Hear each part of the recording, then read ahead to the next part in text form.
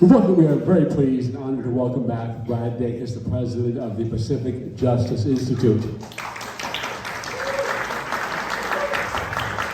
They represent and defend families and individuals and protect religious freedom and defend families and children from an increasingly overbearing government.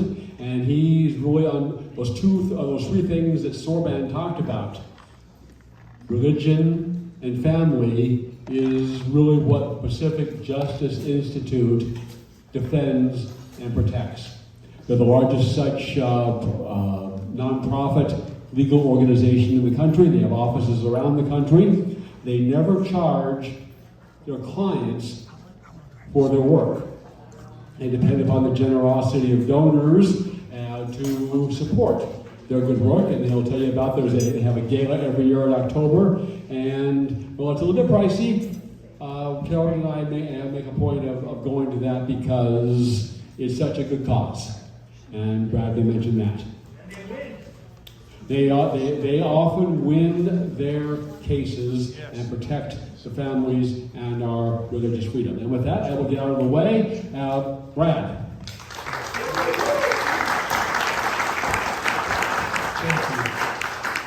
Thank you, very much. Oh. As long as you want to, just try it out when you're done. Okay, great. I said 3 hours? I bet hearing it. So. Anyway, I just want you to know, it's so easy to get discouraged, isn't it, sometimes? And you just want to throw in the towel and just say, forget it, I'm out of here. And I just want you to know that the fact that my wife and I, next month, will be permanently moving to Costa Rica, in no way should you look upon that was a joke, I'm joking. Some of you are thinking about it, I know, I can see it on your face. But let me just tell you something about Costa Rica. If you think Texas in the summer is hot and sticky, and just multiplied several times by Costa Rica, okay? It doesn't show up on the postcards, but this is a great place we live. California is a great place. So let's not throw in the towel. How many heard of Pacific Justice Institute before? Raise your hand. Awesome, okay, great. How many of you get our press releases, our case updates by mail? Raise your hand, or email, raise your hand. Hi, real high, so everyone can see. Okay, gotcha. A good number of you do. A good number of you didn't raise your hand. So, I want to make sure, first off, right out of the gate, you look at these sign-up sheets. If you fill these out, we can keep you updated with our cases at PJI. We have more cases in active litigation defending religious freedom, parents' rights, and the sanctity of human life than any other organization in the country, bar none. We have over 150 cases in active litigation as we speak right now. And some of them are class action lawsuits with lots and lots of people. We're suing more than we ever have. I don't know, it just makes me feel so good. That didn't come out right, did it? But it's exciting, and for everyone that we have to file, there's probably 9 or 10 others that we get resolved without having to file a lawsuit. I'm going to talk about some of those as well tonight, and the trends that we're dealing with. But it is an exciting time. We have some major trends that we're seeing in our country. How many of you would say that what you see happening just so far this year is there's some things that you would not have even dreamed of just last year, right? Shocking. And then things last year you would have dreamed of 2 or 3 or 4 years earlier before that. And then, things are moving faster and faster and faster in a direction of destruction for our nation. And yet there are some very positive trend lines that we have in our nation as well. I'm going to talk about some of those that I know I'm very encouraged by as we move forward. That said, I will say right up front, after the last election, and the voters passed the abortion at any time proposition. Remember that? So was it Prop 1? So right after that, I thought, okay, I'm getting earthquake insurance. I'm just saying. I want to think about it. Okay. So I got earthquake insurance. We at Pacific Justice it's exciting because with these tremendous challenges facing our nation, these things popping up, we also with that had an explosion of growth. that I wasn't planning for, and it happened. And it's clearly God's grace and providence, where we burst out of California into Oregon and then Washington State, and then we went across the country. We now have 29 offices in 23 states. Yeah. 6 offices just right here in California. And right before I came here, I was interviewing a person to be hired again to help with one of our offices to further expand it here in Southern California. The reason is because of cases. Our goal is to make sure that everyone gets help, that no one's left on the side of the road. We don't have like a private law firm over here and we sort of do a bait and switch or funnel people over here. No, we are 100% nonprofit, and we do all our work without charge, and we make sure no one's left on the side of the road. So we have more offices in more states and more cases than anyone else out there. We also have a great radio show, by the way. Maybe you guys have heard of it, the Dacus Report. Have you seen that? How many heard that show before? Raise your hand high. Okay, that is my favorite show to listen to. Okay, it's my show, but it's a good show. All right. Anyway, and it's exciting. We have a new, also on hischannel.com, we have Brad Dacus Live, Monday through Thursday. How many watched that or seen that before? Brad Dacus Live on hischannel.com. Okay. It's a great show. I'm a little biased for that as well. But it's fully professionally produced. And then we don't pay a penny for any of this, by the way, for the airing of any of this. It's out there. Our radio show has over 1,000 stations and transmitters. We don't pay a penny for it. And it's getting out there. We're about to debut a new show called Faith and Law. And that will be coming out in the next 2 months probably. And we have a number of networks that are going to be taking that out. So it's an exciting time for information. We don't have to pay for that. We have all donated office space. And we have all these attorneys who are making a difference. So that's the good news, is God has given us this space, this team, coupled with a Supreme Court and a court system that is probably one of the best in my lifetime. I say the best in probably lifetime of anyone here, in terms of religious freedom, parental rights, and a sanctity of human life. And that's one reason I'm so optimistic and excited about the future on a federal level. I'm also excited about a state level as well. With our offices, we're going to be working with the state legislatures. And why is that important? Because we see some positive trend lines. We have some negative trend lines, like depravity, sexuality, and things like that are just sweeping like some kind of a sci-fi movie. It's like, but at the same time, we're seeing some positive trend lines. The reversal of Roe versus Wade. That's something I would have given my life. I would have given my life in an execution squad if that's what it took to get done what happened. That's how much that meant to me. And now we are saving thousands of lives. In Texas alone, do you know over 30,000 little babies' lives have been saved just in Texas alone? And the numbers are growing. And the states are passing incredible pro-life legislation protecting the preborn in ways that I just would have dreamed of.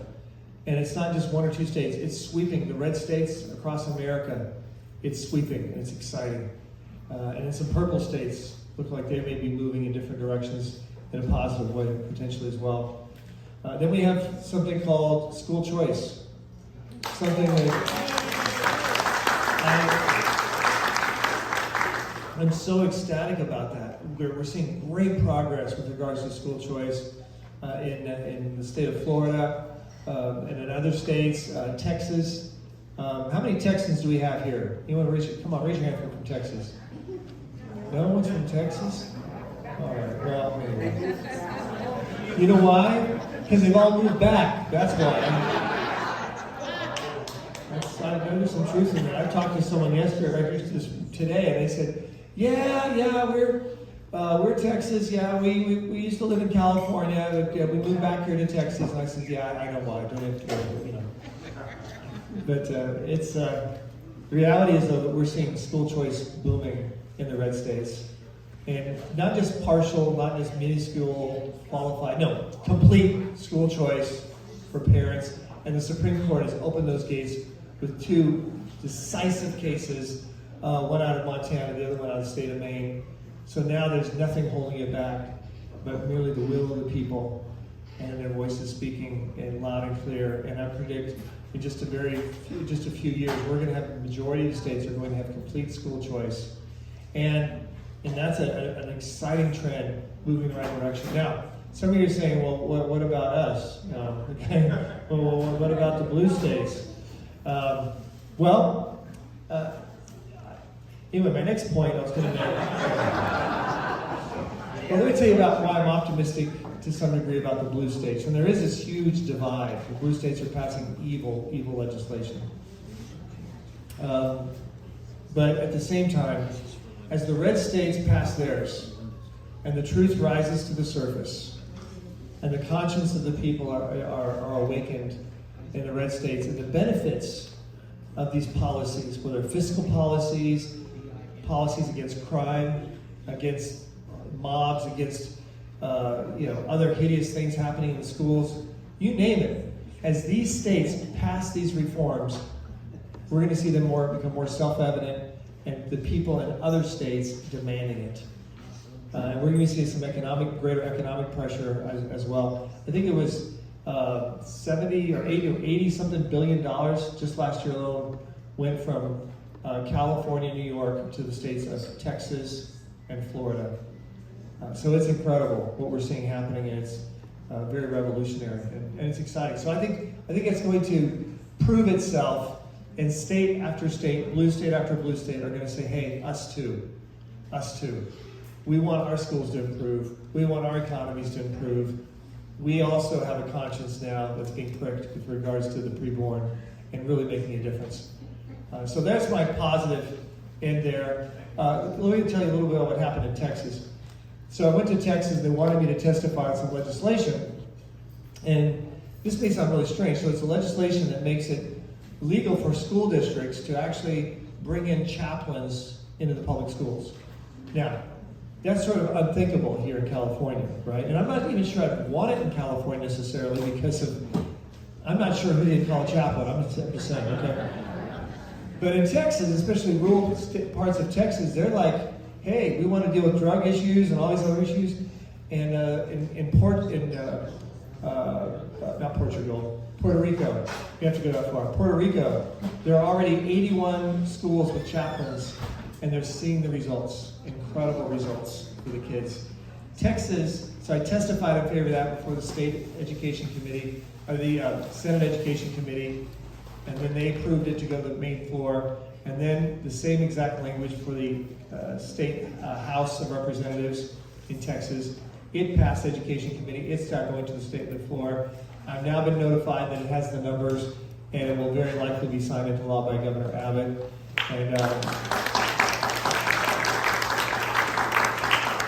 And then while I was there was some other legislation to put the 10 Commandments on the wall of every single classroom, public school in the state of Texas. So I testified for that as well, and that went out of committee, and that's moving full steam to the desk of the governor. Every single classroom. There is a positive happening in these other states, and it will have a ripple effect as it proves itself to be effective and have the results that are compelling and indisputable. That's the silver lining. But we do have challenges. I want to talk about some of the challenges that we're facing at the Pacific Justice Institute all across the country. And I have to tell you, we have offices across the country, but there's a reason we have 6 offices here in California. And 6 of the 29 are right here in California, because this is the beaches of Omaha, right? This is the front line of the battle. It's right here in California. We're the ones that pass crazy legislation that protects kidnappers. In fact, there's already legislation, it's already law. That if someone from California, someone goes and kidnaps a child from, say, the state of Texas, they're not the lawful parent. They kidnap the child. If they get him into the state of California, and the reason can be shown that the reason they were kidnapped was so that the child could change their gender, to try to change their gender, if that and be cut on and injected and all that stuff. If that's the reason, that kidnapper will not only not be prosecuted, but the state of California law enforcement will refuse to arrest him and send him to Texas for prosecution, and will refuse to send the child back to the parents in the state of Texas, and will not even allow the parents to have rights to look at the medical records of what's happening to their precious son or daughter. That is the law right now in California. And then we have AB 665, which says to school counselors, oh, by the way, you can just go ahead and take that child at any time. You know, if they want to change their gender, you feel like that, they want medical to be a special care, you just take them. And so that's pending right now. We have the infanticide bill, which became law. Infanticide, killing babies after they're born. You know, you remember the Aztecs? We called that what? Barbaric, right? Where they'd sacrifice babies in Baal. Remember those? It was hideous. And yet we ratified that here in the state of California.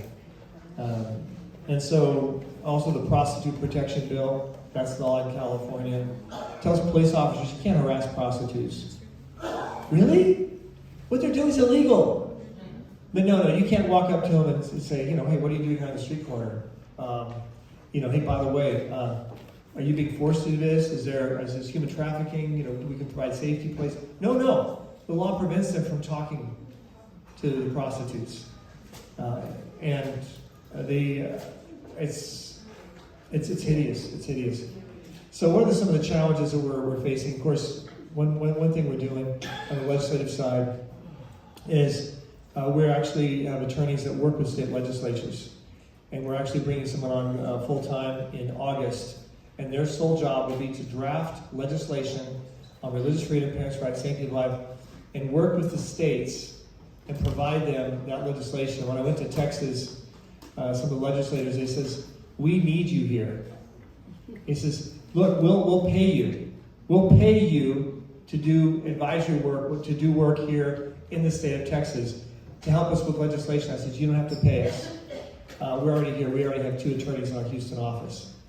And we'll work with you. And so that's what we're doing. Our attorney out of Oregon worked with 6 states and testified before 6 states to get passed a law that says guys can't compete in girls' sports or use girls' locker rooms. And they all adopted it.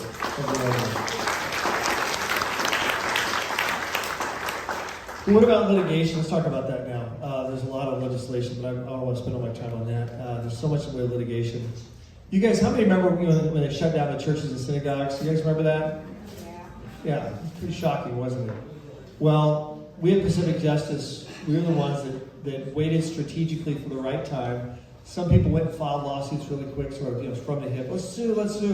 But it was the wrong timing because everything was shut down. You can't prove disparity of treatment if you have everyone pretty much being treated the same. And that's what happened. They lost their cases. We waited just a few months when we had a great disparity when the pot shops and strip clubs were open, but not the churches. Then we filed. Make a long story short, we brought this all the way to the Supreme Court, rapid fire. We got an emergency injunction. In just 3 days, the Supreme Court took it up, deliberated, and voted 6-3, ordering Governor Gavin Newsom to open those churches and synagogues now.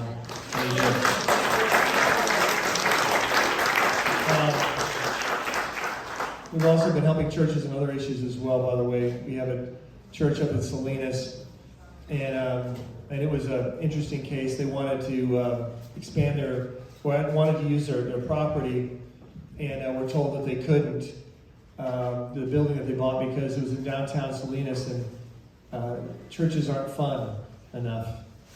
That's what they said, fun enough. That's their word. I would have used a word with more syllables to make it sound more sophisticated. But no, maybe they had a bad public school education, I don't know. But anyway, fun.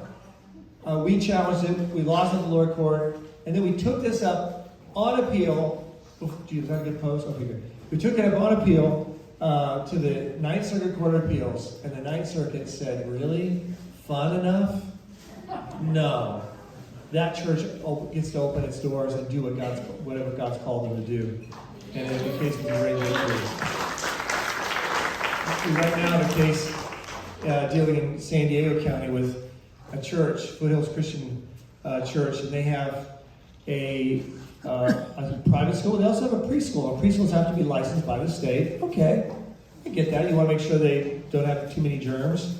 Although preschoolers have tons of germs anyway, so I don't understand how that works. But anyway, but they said, some of you mothers, you know what I'm talking about, dads. But anyway, they said, no, there's certain restrictions. And so this one was private Christian preschools doing everything right, clean, nice, orderly. And then these law enforcement just raid the place as if it's some kind of a cult or something, you know? A Waco cult or something. Traumatized the children. They looked into personal files and they went ahead and shut down the school. And one of the reasons is because it's not in compliance with the state law that forbids any private preschool, including those run by a church, at a church, from compelling any child to hear religious material, sing religious songs, or hear Bible lessons.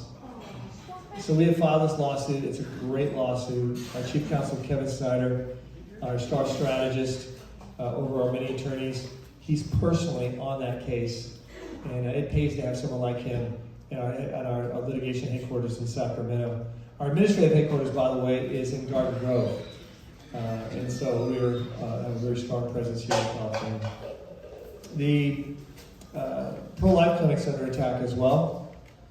The two largest pro-life clinics in California have a barrage of discovery requests by the State Attorney General of California, and all the taxpayer money he has and all the troops. They are out to shut down the pro-life clinics in California, and other blue states are trying to do the same. That's their goal. Let's shut them down so only the abortion mills are allowed to stay open in California. So they've started this interrogation, and it's very timely, very burdensome. I talked to our Chief Counsel, Kevin Snyder, and he says, this is huge. We've got the whole state of California we're going to have to defend against just in this case alone with these two large pro-life clinics. They haven't found anything. There's nothing they've done wrong. But they're fishing, right? They're trying to find something. And let's see, have we ever seen that before? Let me see, where's it? I bet Trump could relate to this, huh? So that's what they do. They misuse their authority, and they use it in a very diabolical way, an unjust way. So we're defending those pro-life clinics, but at the same time, we're also working to empower them to expand and do what God's called them to do, particularly in states that are friendly. Our public schools are horrific. We have a case dealing with, and I haven't filed it yet, I can't give more information, except it's dealing with a child who was in a public school, and that public school and the teachers decided they wanted to groom this child to quote unquote change their gender without parents knowing about it, and they lied to parents. So we're working and preparing this particular case. We're expecting to have many more cases like this across the country, and we want to get these cases up to the Supreme Court as soon as possible to bring this garbage to a halt.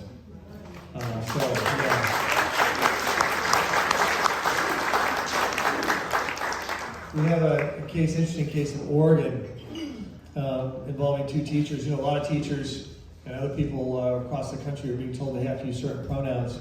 We have a case up in Oregon, we have one in Michigan, and other parts of the country. These are popping up all over, where they're told that they have to use certain pronouns to children, and also lie to parents. Well, we're engaged in these cases and really making a real impact. We want these cases to the Supreme Court as well, and I'm very optimistic. Really, since when is it the government's interest to lie to parents? When there's no reasonable suspicion of abuse or neglect, they have no right to be involved in that at all. And so we're actively engaged in those cases. An interesting case that we just filed in Idaho. You say Idaho? Well, actually, we have an office in Idaho. You know why we have an office in Idaho? Because we have several cases in Idaho. So don't think going to Idaho is a ticket to reasonableness. Because there's too many bad Californians already there messing things up. Okay. That's what I'm told by people in Idaho. But this is a case involving a school district. And this school district has libraries, and the libraries, they have some really dirty material. And maybe you guys have never heard of such a thing like this before. School libraries with dirty, ugly material. Oh, that's right. Yes, right there. right there. So, reality is, this is happening in Idaho. And a bus driver who loves these kids wrote an op-ed piece saying, this is what is in the library, and this is wrong, and we need to save our kids, we need to get this material out. Do you know what happened to that bus driver? Fired. And you know why he was fired? Because he said something against the school district and what they were doing. Now, I thought this was the United States of America, where you can work for the government and not have to surrender your free speech rights. Now, that may be for communist China. You work for the CCP and you say something against them, they'll kill you or fire you, right? And maybe there's other places that'll do that. But here in the United States, we do not surrender our First Amendment rights, our constitutional rights, because we work for the government. Never. Never. So we just filed a major lawsuit in this case, and I'm very optimistic that we're going to have a solid victory.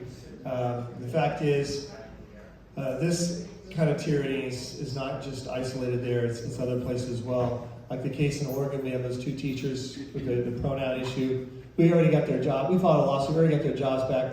Bam, we're hitting it back with a litigation for lost wages and damages. And we might want to make it really clear to the state of Oregon and those other states, you pull this, you're going to pay a price. And we've got a real bulldog attorney there doing it. And by the way, we at Pacific Justice have some great resources I want you guys to take advantage of. When our opt-out forms are customized for each of the 50 states, based on the state laws. Free, on our website. So how many have kids that live in other states, or grandkids that live in other states? Raise your hand high. Very good, okay, very good. Or in California, for that matter. Well, we've got opt-out forms that are very helpful. We also have material to help protect your kids from being taken by social workers. We have a interesting case, where now parents are being taken because of their religious beliefs, and specifically with regards to whether or not they want to confirm confusion with regards to sexuality or sexual identity, gender identity. It's a case involving a wonderful Christian couple. They adopted 3 kids. I think the oldest had different parents than the other 2. And the oldest is a teenager, has a lot of issues, had a lot of problems. And this oldest kept running away from home and contended that they were a different gender. And they did not want to have counseling, they didn't want any direction from the parents. They ran away, and the government rescued them, put them in this mental institution. And when the child says, yeah, my parents weren't affirming my new gender identity, the social worker said, really? Well, you have 2 other children? 2 younger little brother and sister, adopted. We need to rescue those kids. So they started investigating. Once we saw they were investigating, we were contacted. We brought in a psychologist just to strategically do a full examination and assessment of the children, of the family, of the medical records of the other. And then we had that full assessment ready. And boom, we had a few days notice. We had to be in court, and they were going to take the 2 kids. We presented the assessment up front to the court, to the judge. And normally the kids are taken at that stage. They're normally taken, but these weren't. And the 2 kids were allowed to stay with their parents and were not traumatized. But had we not intervened, they would have lost those kids. So it's an interesting day we live in, and that kind of attitude, that kind of legislation and policy is actually being permeated and practiced in blue states in particular across the country. It's spreading like wildfire. Have you heard about the pedophile rights legislation in Minnesota? Yeah, it's going to say basically pedophile will be another sexual orientation protected right in Minnesota. I don't think it's going to pass because it made Fox Newsmax, not Fox News, Newsmax. So by the way, I'm boycotting Fox News, just for the record. I've had it. Newsmax. And then we have wonderful resource called 12 Steps to Protect Your Kids from CPS. I think it's very valuable moving forward. Also in Oregon, by the way, and actually some parts of California do this, they won't allow you to adopt children or be foster parents unless you are willing to to affirm and encourage gender identity confusion in your child.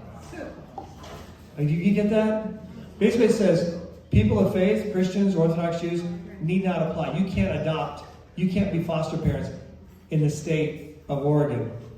And we're litigating that, and it's a great case, and it's a real great case. There's also issues dealing with asylum.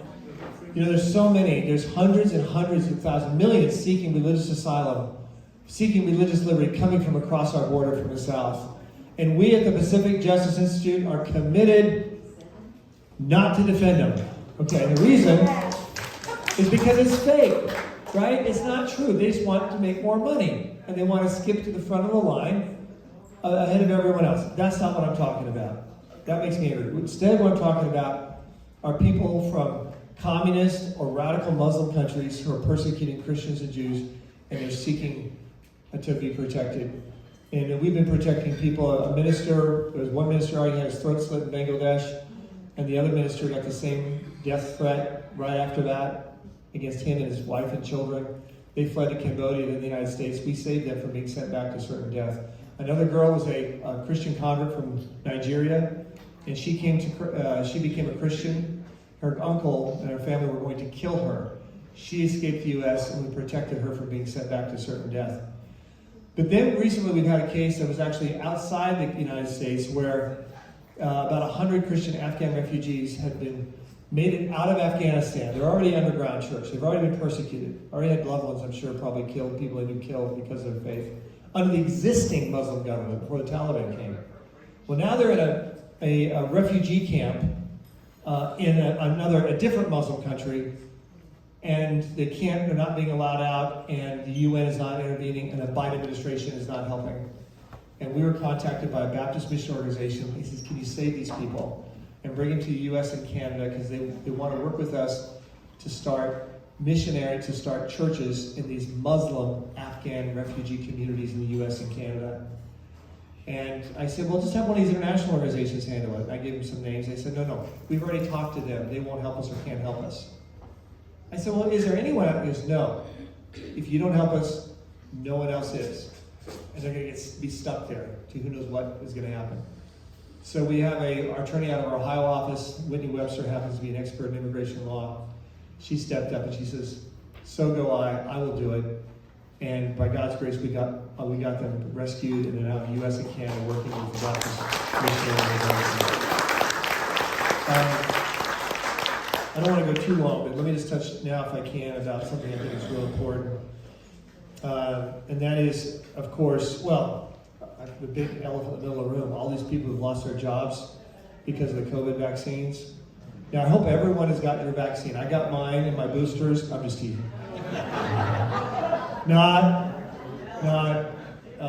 And there's some people who have gotten it, and some people who haven't. That's not the issue. From a medical perspective, you want to look at the studies and the charts and things now, because I think everyone should be aware of that, like the British Medical Journal and things like that, that has really shown us some very important stats for people thinking about getting another booster. I think you need to be aware of that stuff. But for us, it's about the rights of individuals to decide what kind of risk they want to take and what kind of risk they have. And we at Pacific Justice, we saved a lot of kids in Contra Costa where they were being forced the kids to take, everyone to be jabbed, whether the parents wanted it or not. And we went into court, we got it halted, and saved every kid in that school district. Thousands were ordered in the Palm Beach School District in Florida to have to all wear masks. 11,000 parents were very angry. And we went into court, and make long story short, those kids are not having to wear masks.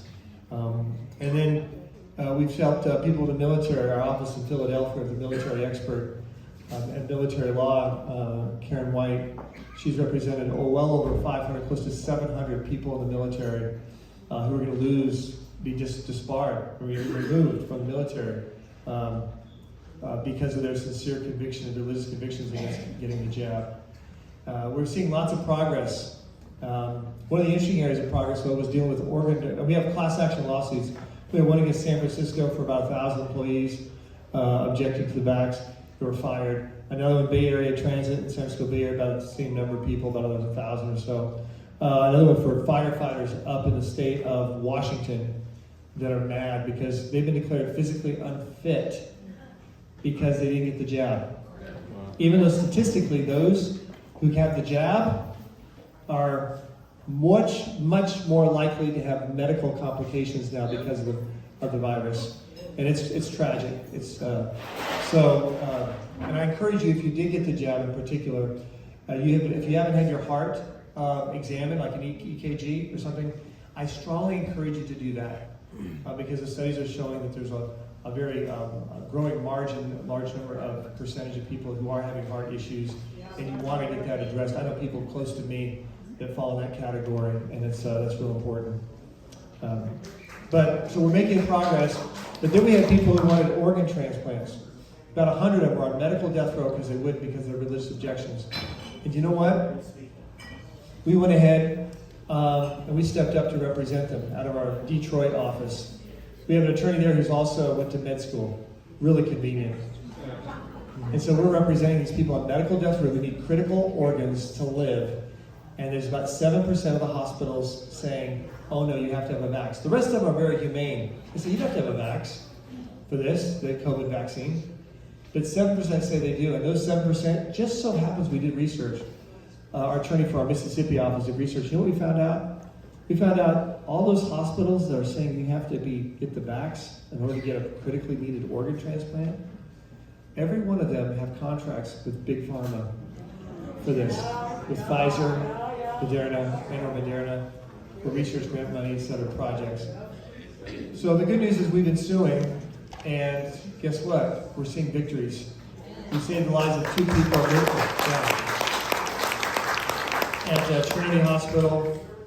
We saved their lives recently. It was a great victory, fantastic success, and I'm just very encouraged about this moving forward. And we have some other victories we're going to be talking about with some press releases coming out. And then finally, I want to let you know about our church engagement office. I'm really excited about this. We want to go upstream. So we're doing litigation, right? And then I told you about what we're doing on the state levels with our legislation. Well, we want to go upstream and affect those who are being elected.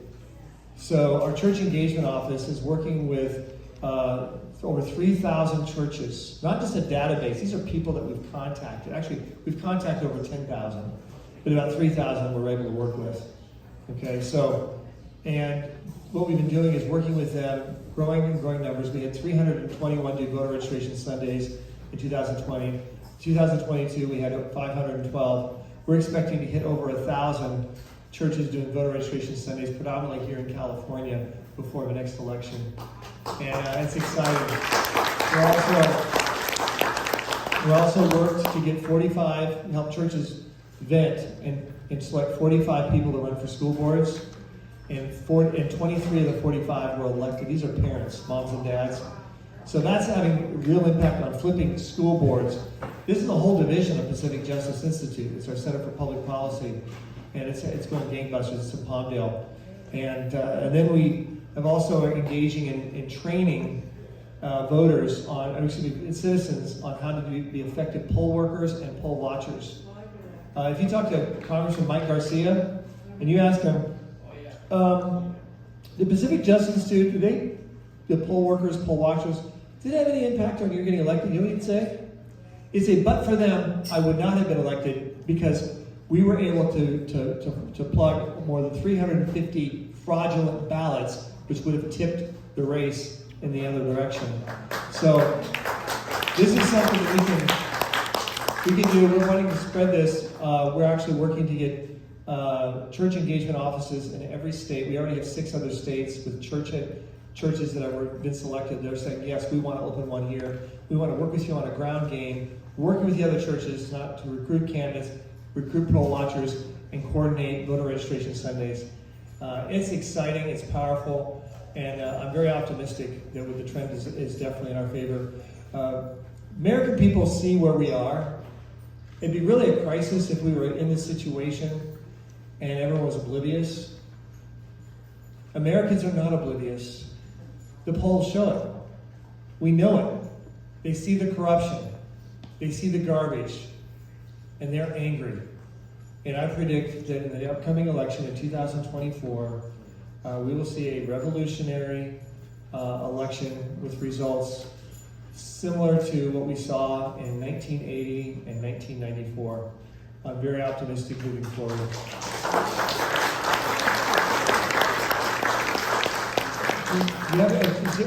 Once again, if you guys could please fill this out. If you have any questions, by the way, do we have Q&A at all? Do we have time for that? I don't charge this time. Oh, in that case. Anyway, please, it didn't mean a lot to me personally, if you guys could do that. If you're here, you care, you're going to want to know what's going on. And we don't sell out or lease our list. It's all encrypted with high security. And we're very, very respectful because I have kinfolk and relatives that get our press releases and things. So needless to say, I don't want them complaining at Thanksgiving dinner. So if you have a question, step up this way. Yeah. You want to sue anyone? I mean, can I help you? Audrey. Yes. Hi, Brad. Okay, can you explain some of the cases with the medical itinerary? I can't pronounce that word. Medical Tyranny? Yes. There's a big problem with those, the doctors and stuff like that. Oh, yes. So there's a lot of doctors who've been intimidated and pressured to violate their medical oath, Hippocratic oath and conscience. And when it comes to vaccines and being able to get exemptions, we at Pacific Justice have given counsel to them. We've represented actually across the country a lot of doctors, nurses, RNs, and it's not unusual for them to come up to me. Actually, there's so many in the medical profession after I've been speaking who want to come up and say, "Hey, thank you, you represented me. You know, I appreciate it." One woman, I'll never forget it. I was CHOC, Children's Hospital, Orange County, and they were there demonstrating because they were going to be all required to be vaxxed, and it was tragedy. And she came up to me and she had tears in her eyes, and she said, "My husband and I are trying to have a baby. I can't get the vax, but I'm going to lose my job." And as it turns out, the data came out that Pfizer in their trials discovered that of 36 women who were pregnant 34 women who were pregnant in their first trimester, 26 miscarried after being vaxxed, and they hid that. And so this woman, she had a lot on the line. The odds are more likely than not that she was going to lose the child that her husband were trying to conceive. I agree. Is that a chicken? Or It's Rachel's dog. It's a dog. Okay, It's a good. dog. Anyway, I thought, do we have a chicken coop down here? This is a real pet. Be quiet. Be quiet. I thought he was talking to me. Okay, good. Anyhow, so we're working and going to bat for people in the medical profession. If you guys can collect those, that'd be great. Thank you so much. Okay. But it means a lot to me. I can't say that enough to keep you guys educated what's going on. We do it all without charge. Who locked you up in Yes. this little case here? Who was so mean to lock this cute little dog up into this little case here? He's crying for his mommy. Yeah. I would have called PETA, but I had my sirloin to eat, and I just didn't have time to call them. That's a And joke. Josh. I have two questions. Yes. Fry well. What's being done to ensure that 2024 doesn't happen like 2020? And also, how are we going to resist the central digital banking currency laws that are set to take place in July? Yeah, good question. So first, I'll do central banking currency. First off, a number of states are rejecting it and saying they're not amending their UCC codes. We worked with South Dakota, we weighed in on this, and the governor of South Dakota changed her position and said, okay, whoa, I didn't know anything wrong with this. I was just told these are just standard changes.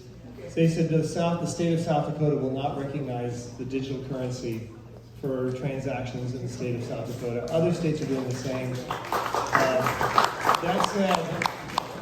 That said, this is very, very serious because the government will have, it's moving in that direction, being passed and moving forward. And if, and it's under the guise of, getting fraud, getting criminals and whatever, forgers and stuff, all this stuff. But the real reality is they'll be able to control us. They'll be able to say how much you can spend, your money.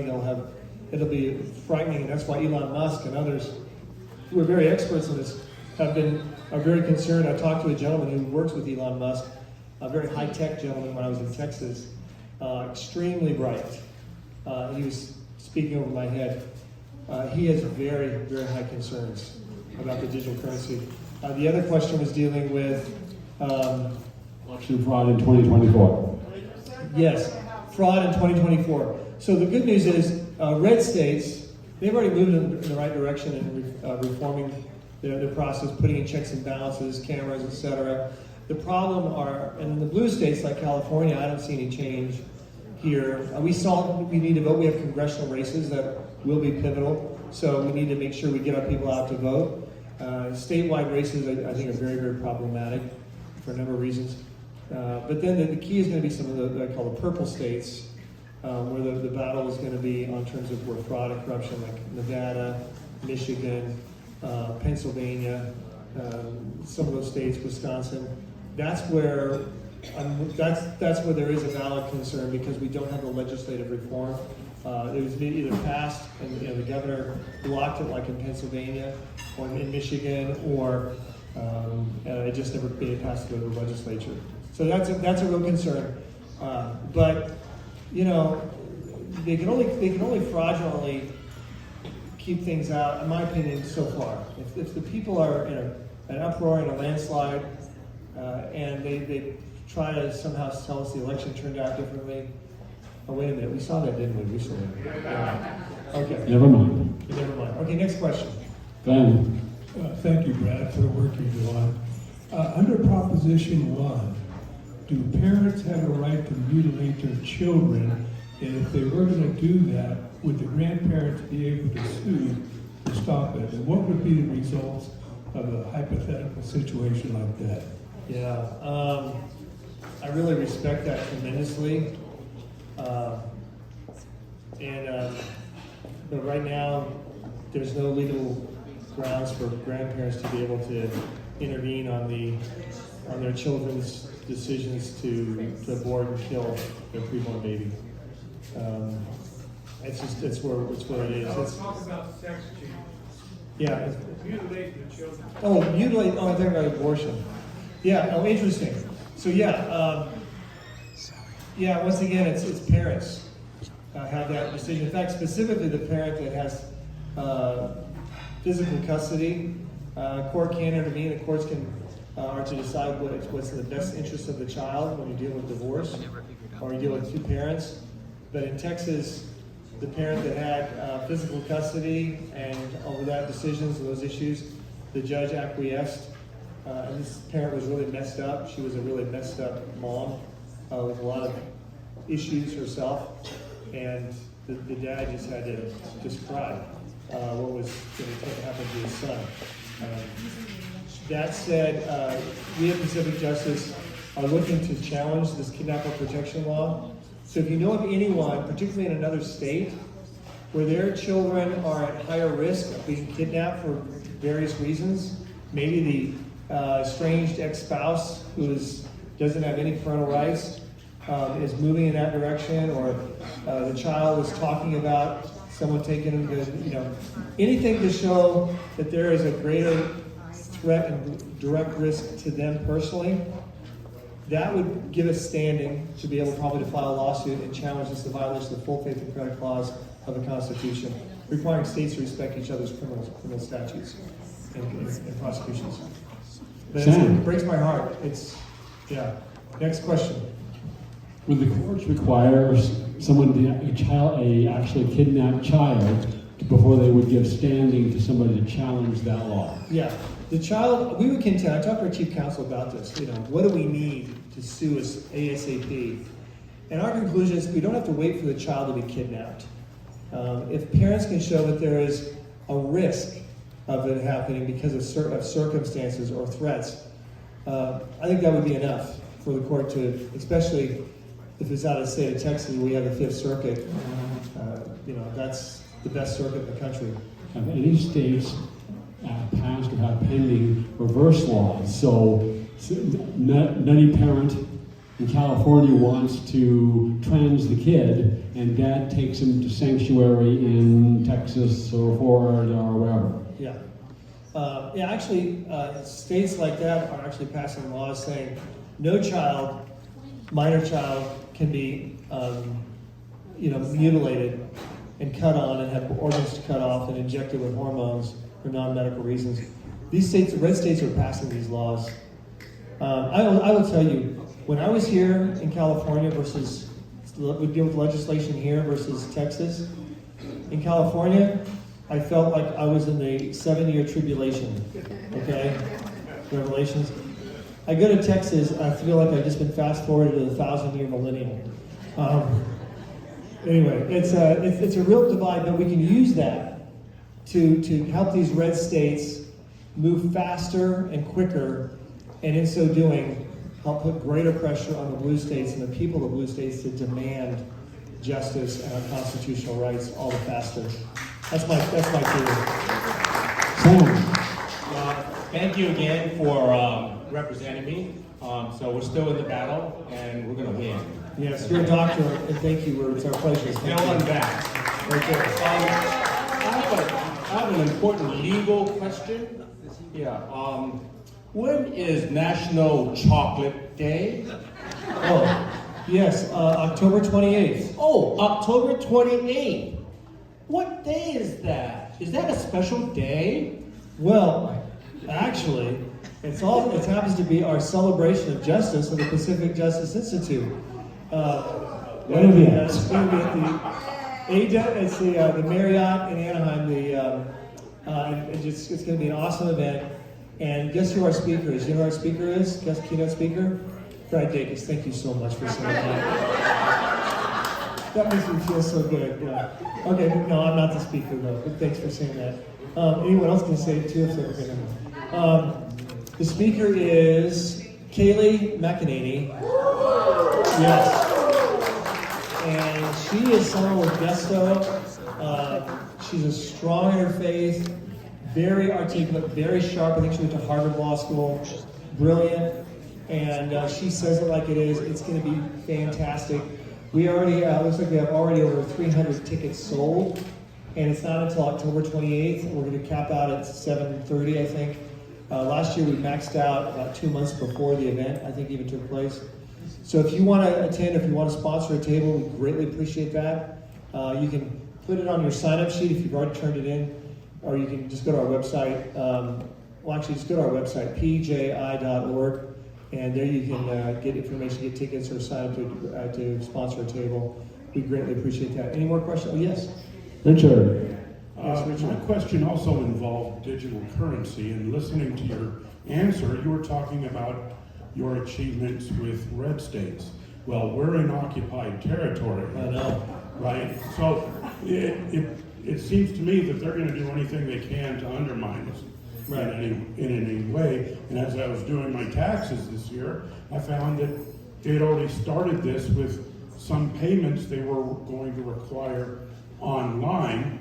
But when I look at Article 1, Section 9 of the Constitution, it says that states can only make gold and silver coins legal tender. Yeah. So do we have a leg to stand on? Yeah. Is this kind of, is this also the kind of issue that you would pursue? Yeah, interesting. Actually, is this recorded? Is this videotaped? Yes. Okay. Then I won't be able to. You're on Facebook Live. Oh, am I? Okay. Hi. No. I won't say what state. I got to be. But I can just say there's a state in the country that might possibly already be working on its new separate currency, in terms of gold and silver, and also in terms of accessing it via the internet or through the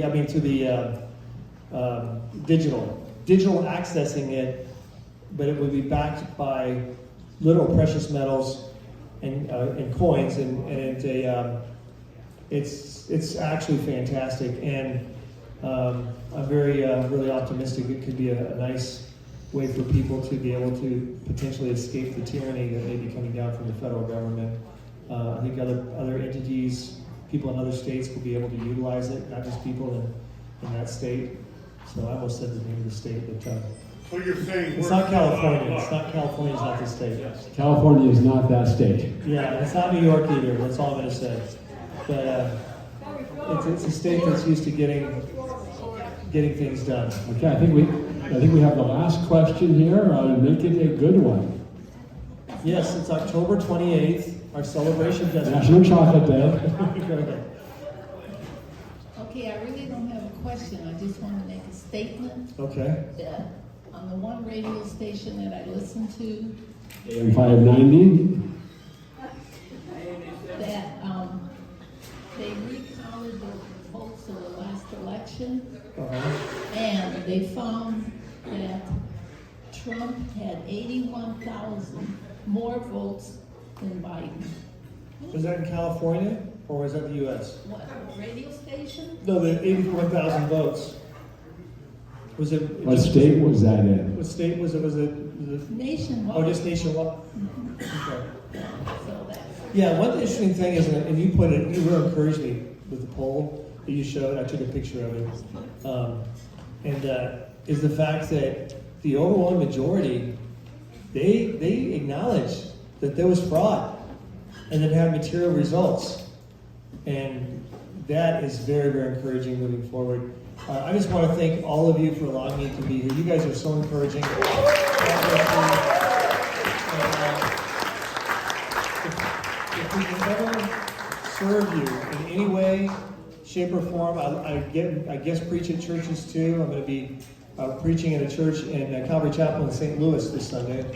But if I can ever help you in any capacity, legal or ministry or otherwise, never hesitate to contact us. We're here to serve you. We've got your back. God bless you all.